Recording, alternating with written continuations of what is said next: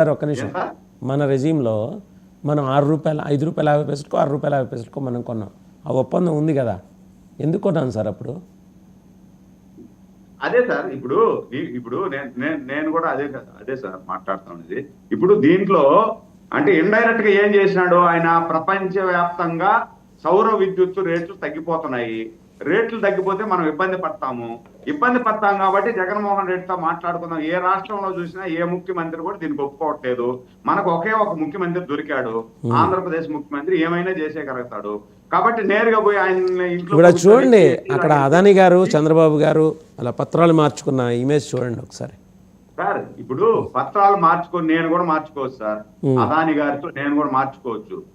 Same time ఆయన పెట్టే పెట్టుబడిలో నాకు లాభం లేకుండా ఆంధ్రప్రదేశ్ కు లాభం వచ్చేటట్టుగా ఉందా లేదా అనేది చూడాలి సార్. నేను అదాని దగ్గర 1,00,000 కోట్లు నేను తినేసి, నీకు ఈ 1,00,000 కోట్లు నేను తిన్నాను కదా, ఈ 1,00,000 కోట్లు నీకు వచ్చేటట్టుగా నా రాష్ట్రాన్ని రాసిచ్చేస్తాను, నా రాష్ట్రానికి వచ్చే ఆదాయాన్ని రాసిచ్చేస్తాను అనేది తప్పు అంటున్నా నేను. ఆ విధంగా జగన్మోహన్ రెడ్డి గారు చేశాడు. ఇప్పుడు ₹1.5 అక్కడ కొన్నప్పుడు ఇక్కడ ₹1.5 మనం ఎందుకు కొనలేకపోయినాము?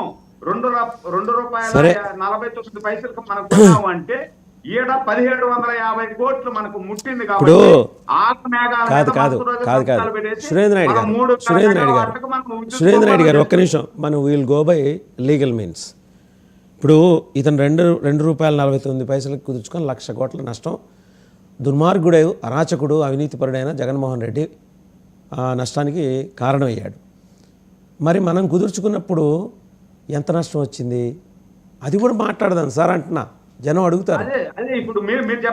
మీ అదృష్టం ఏంటంటే మీకు ప్రతిపక్షం లేదు, ఉన్న 11 మంది రారు. సో మీరేం చెప్పితే అదే శాసనం. సార్ వాసుదేవన్ గారే ప్రతిపక్షం సార్, ఇక్కడ వాసుదేవన్ గారే ప్రతిపక్షము. మేము మా ప్రభుత్వం మీకు విషయం చెప్పనా, ఆర్టీఐ కింద ఆల్రెడీ నేను అప్లై చేశా. అప్పుడు చేసుకున్న ఒప్పందాలు ఏంటి, దాని ద్వారా మనం పొందిన ప్రయోజనాలు ఏంటి, ఎంత మనం చెల్లించాం, ఈరోజు చేసుకున్నాం, మొత్తం వస్తాయి సార్, మొత్తం వస్తాయి.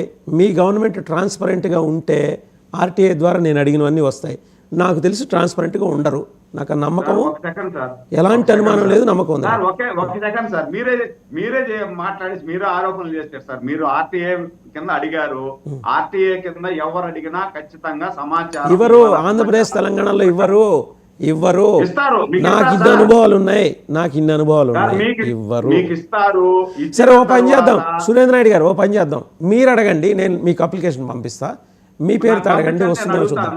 నేను అడుగుతాను, నాకు పంపించండి, నేను అడుగుతాను. మీరు అన్నట్టు మీరే ప్రతిపక్షంగా ఉండండి, వాళ్ళు ప్రతిపక్షంగా రారు, మీరు ప్రతిపక్షంగా ఉండండి.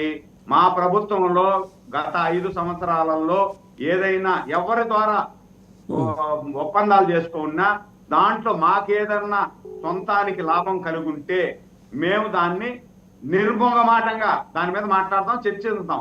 అదే విధంగా జగన్మోహన్ రెడ్డి గారి తరఫున మీరు మాట్లాడండి, ఎందుకంటే ప్రతిపక్షం వాళ్ళు లేరు కాబట్టి, ప్రతిపక్షం రాదు కాబట్టి జగన్మోహన్ రెడ్డి తరఫున మాట్లాడము, ప్రజల తరఫున మాట్లాడతాం.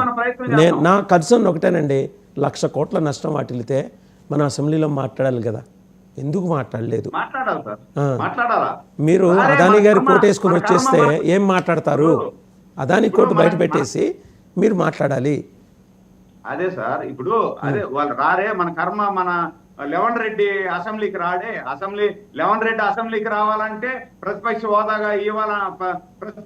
ఇవ్వాలంటాడు, లేకపోతే ఆయనకు ఏదేదో మారాలు చేస్తుంటాడు. ఆ మారాలన్నీ మనం తీర్చలేం కదా. నేను స్కూల్కి పోవాలంటే నాకు చాక్లెట్ ఇస్తే స్కూల్. సరే నాయుడు గారు కాస్త రిలాక్స్ అవ్వండి. లోపల ఒకసారి మెరుపుల మహేష్ గారి కోరికలన్నీ మనం తీర్చలేం కదా. నాయుడు గారు ఒకసారి మెరుపుల మహేష్ గారి దగ్గరికి వెళ్ళాం. ఎవడరా ఆపేది? అంబటి రాంబాబు గారి కామెంట్, పుష్ప 2ని ఎవడరా ఆపేది? ఎందుకు సడన్గా ఇది ఒక డైవర్షన్ కదా, మీకు అనిపించట్లా? ఆయన ఏమంటాడు, ఎంతమంది దుష్ప్రచారం చేసినా అడ్డుకోలేరు, ఎన్టీఆర్ సినిమాను చూడకుండా బహిష్కరించాలని ఎంతో ప్రయత్నం చేశారు కానీ ఆపలేకపోయారు, అలాగే ఇప్పుడు పుష్ప 2 సినిమాను కూడా ఎవరు ఆపలేరు. ఎందుకు ఆయన ఇప్పుడు అంబటి రాంబాబు గారు అర్జెంటుగా పుష్ప 2 మీద ఎందుకు అంత ప్రేమ వచ్చేసింది? Sir before answering to this, మీకు అడిగిన క్వశ్చన్ ఆన్సర్ చెప్పే ముందు సార్, ఫస్ట్ టైం అంటే చాలా రోజుల తర్వాత నాకు ఈరోజు ఒక ఒక నేషనల్ లెవెల్ మీడియాలో ఒక రిపబ్లిక్ లేకపోతే ఎన్డీటీవీలో కూర్చొని ఒక ఆదాని మీద చర్చ ఎలా ఉంటుందనే దాని మీద మీరు ఈ రోజు ఇంత చర్చ మాత్రం చాలా హ్యాపీగా ఉంది సార్. Thank ఎక్కడ you. సేఫ్ ఆ బోర్గెట్ అనేది కాకుండా ఇది చాలా హ్యాపీ, ఇది చాలా మాకైతే చాలా మంచిగా Thank you. Thank you for that first. ఎందుకంటే పర్లేదురా వీళ్ళ దగ్గర కూడా ఆదాని గురించి మాట్లాడొచ్చు, వీళ్ళకి ఆ స్థాయి ఉందని మమ్మల్ని గుర్తించినందుకు we are very definitely thankful for అంటే you are all learned persons. Naidu garu కానీ ఆయన ఎంత కష్టపడి ఆ పార్టీలో ఆ స్థాయి దాకా వచ్చారు, అలాగే మెరుపుల మహేష్